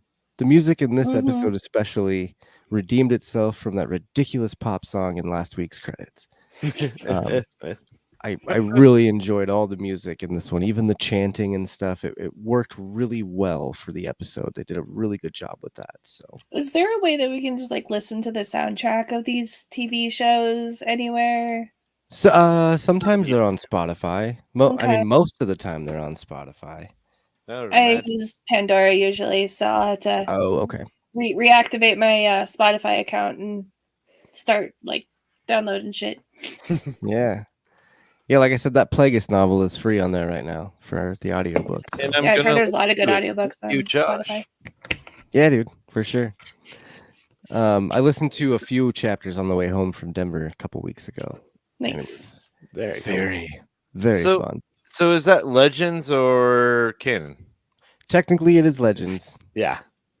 But they're doing the Thrawn thing. Yes, exactly. Yep. They're pulling elements back in. So you're saying I need to read it? Yeah. It's been a fun read so far. I really think I want to buy the book and actually just read it because I don't really like audiobooks. I can't I don't focus on Absorb them. the material as well. Yeah, it's Yeah. weird. I can't do audiobooks.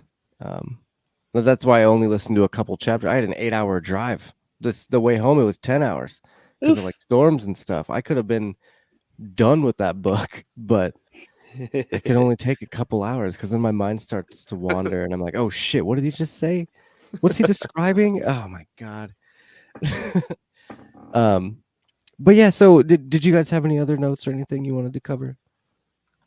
I think we got it pretty well. Yep. All right. So I have just a little list of questions for season 2. One of those questions is, will there be a season 2?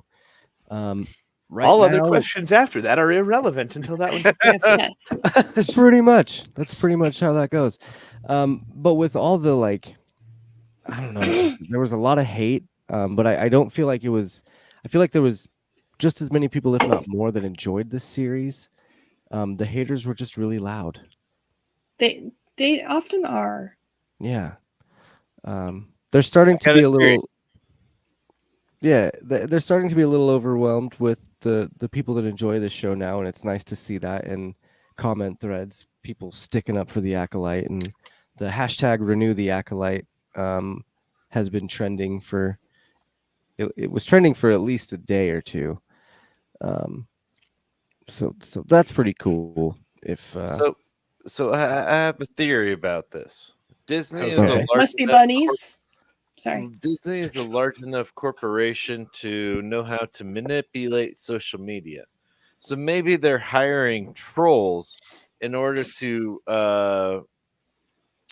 get the information about Acolyte out there.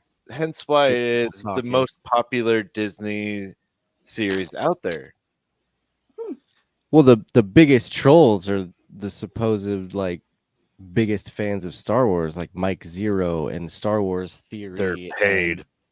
and a lot of those people. And I They're paid. don't know if they are paid. I know like some of those guys are, but Like, how can you not like this? It brings in old old legends mixed with the new, just like Thrawn and Rebels.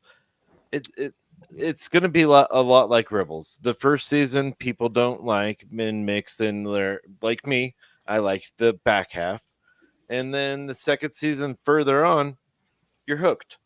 Mm-hmm. That's my Yeah, I that mean, was- I was hooked from episode 1, but that's me. Yeah. I'm a Rebels fangirl. yeah.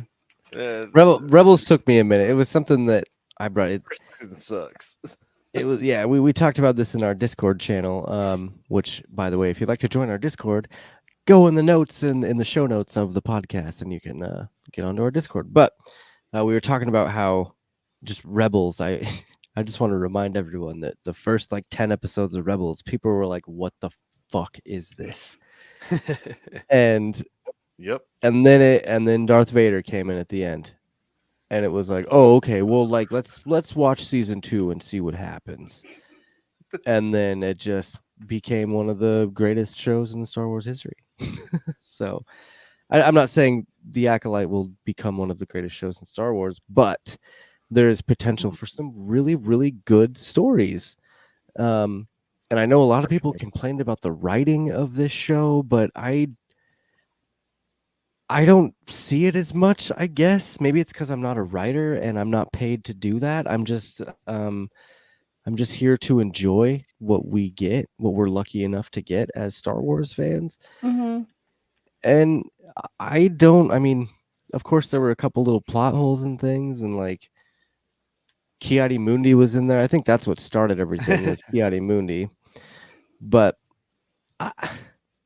Erin? I know you said you had some qualms with things. What were some of your qualms with the series or the episode? Or So besides Basil, yeah, I mean, besides that. there were just some kind of it's late and I'm not being able to pull out specifics in my brain right now, but there were just some kind of disconnects and toss outs that seemed either irrelevant or disjointed and such. And like I said, I enjoyed it overall, and so I was able over, just kind of set those things aside. I'm like, okay, that was a little weird, and then move on type of thing. But I just remember feeling pulled out of the situation a few times. So that was me with the credits last week. Yeah. Not that credits are supposed. I don't know. People have been roasting me on TikTok about that video that I posted about the credits. But yeah, I could see that. I know. I think that's what happened with a lot of people is they had certain aspects that they were like, oh, that's kind of weird, and then they would just take that and run with it and be like, yeah, that's awful. It ruined Star Wars. So, but again, it's still. I don't get paid to write these shows. I'm just here to enjoy them. Yeah, and it was a really fun ride. So, other questions for season 2: how will Yoda react to Vernestra, or how will Vernestra portray this whole story to Yoda? Is she going to actually admit to him what's going on, or what's up? Because Yoda's pretty good at keeping secrets, and He's Yoda's very pretty good good at at figuring secrets. stuff out. So, I'm very curious about that. Another question is, will we see a Plagueis story? Is this going to be like some sort of, few seasons of Plagueis? No. No, you don't think so? Plagueis will get his own spinoff. No, I don't think we'll see quite that much of him. I think a Plagueis spinoff would be cool, but I don't think the Acolyte garnered enough positive reviews to do that. No. Especially with the appearance of Plagueis. People were really upset about that too. So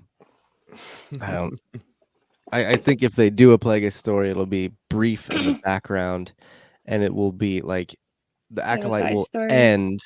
Yeah, the Acolyte will end with Plagueis, like I said, sucking the life out of Osha or something like that. Like, oh man, sucking the life out of the virgin son Brendock. Yeah. He becomes his fountain baby. Yes. Because you need a virgins to be able to do that kind of stuff. That's why Anakin was so special, was because he was the virgins. Usually virgins are just on a planet. They're located in a specific area, and it's like a big pile of force there. Whereas Anakin was like, he was the virgins. So that's for the people that claim that Osha and May now make Anakin not special anymore. That's complete bullshit, because again, that they were product of the virgins. Yeah, they were split like into two by someone else. So that means Coral probably got pregnant, and then they were like, let's have twins, and Mother Anastasia is like, yeah, let's do that. Use the Force and had twins, like it was not the same as Anakin. So just want to get that out there. And speaking of Coral, where is Coral? That is the final question that I would have for season 2. Justin, do you have any questions that you would want answered in season 2? Any extra ones? What is going to happen to the plot of Plagueis?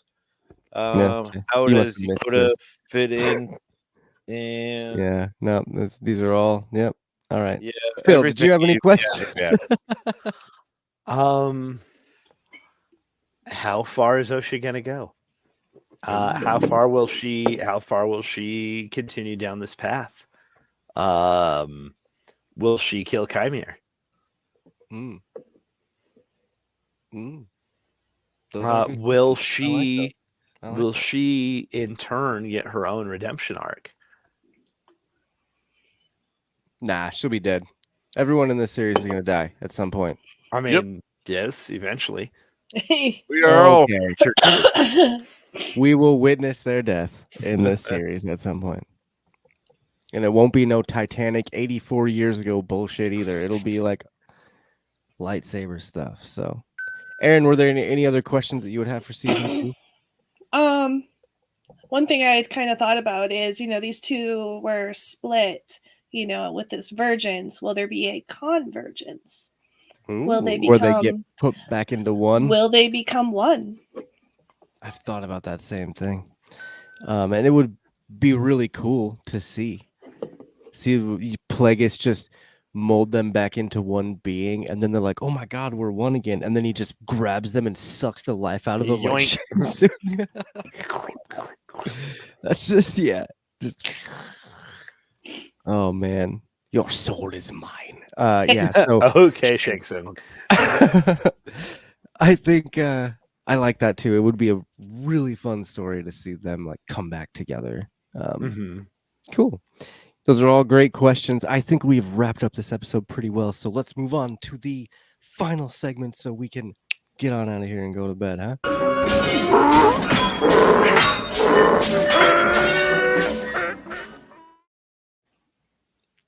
It's the Tusken Raider, the part of the show where we rate each episode of The Acolyte. So this week, we're going to rate this episode out of 10 Kyber crystals. Yeah, same wavelength. So let's start with Erin. What would you rate this episode out of 10? I would give this 8.5. 8 and a bloody one. All right. Phil, what about you? I really wanted to be able to give this episode a 10. Partially just because I hadn't given any episode of this series a 10 yet. But for all of the incredible moments, the combat, the choreography, the music, all of the cinematography, that there were a couple of things that did kind of pull me out during the episode a couple of times. And they were namely some of the plot holes that we had discussed already this evening. It's a lot of so what are we doing with Basil? What are we doing with May? I don't know. I got it 9.5. All right. It was the best episode of the season. Okay. And that would be your best rating of the season. Yes, for sure. Yeah. All right. A 9.5. Justin, where are you at? I give this a 10, man. Like, overall, like, considering that this series was accumulating, should have been best as one long movie, but witnessing the battles of the lightsaber battles they had, the kung fu they displayed, the different cinematics, the visuals, everything else that everyone else stated, like that was the best climactic ending that I can hope for. It showed a little bit of Plagueis, which was remystifying Star Wars for me. It showed a little bit of Yoda, which is sort of like the stone in the river that just doesn't move. That's always there, and it sort of cements people. Mhm. It was so much fun. A little bit of emotion, like flat out 10 out of 10. It left me on a cliffhanger where I'm super excited to see what happens next. And I don't disagree that I'm excited to see what happens next. Now, I think that it was not quite up to that this episode was not quite up to the standard of some of the episodes we have seen in like Andor or Obi-Wan or even Ahsoka. So Heard.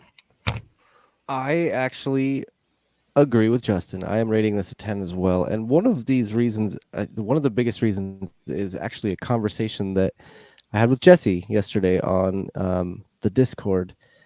And I'm trying to find the exact thing that he said, but it was basically that the sequels had demystified Star Wars. yep, Yeah. and that we are Whereas remystifying. this show is remystifying Star Wars. That's And absolutely true.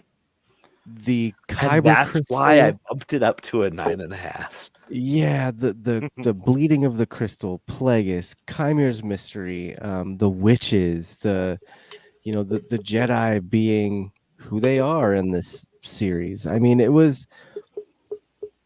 left me wanting more and more of these characters and this story. So yeah, I'm rating this one a 10 too, and it's everything about it was just incredible. So from beginning to end, I was so stoked on it. So it was I'm happy that I got to give at least one episode, because most of the time we at least have 10 episodes. So I think that is going to give us an average of, I'm going to say 9.5 for this episode, which is the best one so far, rated by all of us. So And this is a fun reversal of a lot of our episodes, just because yeah, I'm not usually the lower tier of the rating. I know, Us, right? So Weird. I know. Now, if right? Basil hadn't been a dick, I would have given this so much better. That's okay. It's okay. Danny It's, Chipmunk. one rat can ruin everything. Ah, But that's about all we have for this week's episode. Erin, I want to thank you again so much for coming and thanks hanging out. so much for having me again. I appreciate it. Yeah, we didn't really get to talk about like what you do and how to like find you on the socials if you're into that sort of thing. So if you'd like to kind of discuss, I know you do a lot of cosplay and things like that. So you got any big news coming up or anything you'd like to share? Not a whole lot right now, actually. But I was just at Fan Expo. We did some Land Before Time inflatable dinosaurs, which was super awesome. Oh, that's And great. so And for Bluth, for Don Bluth, yes, being for there, Don Bluth. that just must have been amazing. Yeah. And we were standing there in line, just waiting to get his autograph and stuff. And they're like, we need a picture for our social media. We're like, this is my childhood. That's so awesome. So, but yeah, just kind of right now, kind of on the low season, just kind of chilling out, working on stuff. But you can find me on words. Mostly on Instagram and Facebook, ampersand15 and ampersand creations. I'm trying to post there a little bit more recently, but things are weird. But yeah. Well, thank you again so much for coming and hanging out. Those Yeah. links will definitely be in the show notes, so anyone that wants to go check out Erin's cosplay and kind of what she does. She's great. She's wonderful. She does a fantastic job with those things. So Yeah. definitely check it out. I just, as a close, because this is, the last episode that we're going to be doing for a while. So thanks again, Justin and Phil, for being here as much as you could for this season. I know, Phil, you were here for every episode. And Justin, I get it. You're a busy dude, and sometimes you just forget what day your flight is. I understand that. But thank you guys both again for joining me and talking about Star Wars. I always love hanging out with you guys and chatting about this stuff. I want to thank everyone that's joined us in the chat for this season. There was a lot of people there. We did some experiments this season, and we had a lot of fun with it, with TikTok and Twitch and all those different places. So thanks to all those guys for jumping in. And to all the guests that were on this season, we have David Jones, we have Ro from Red 5, we have Jesse from Crusher Combo, Steve from 9 3/4, and Nate from the Rocky Mountain Sports Room podcast.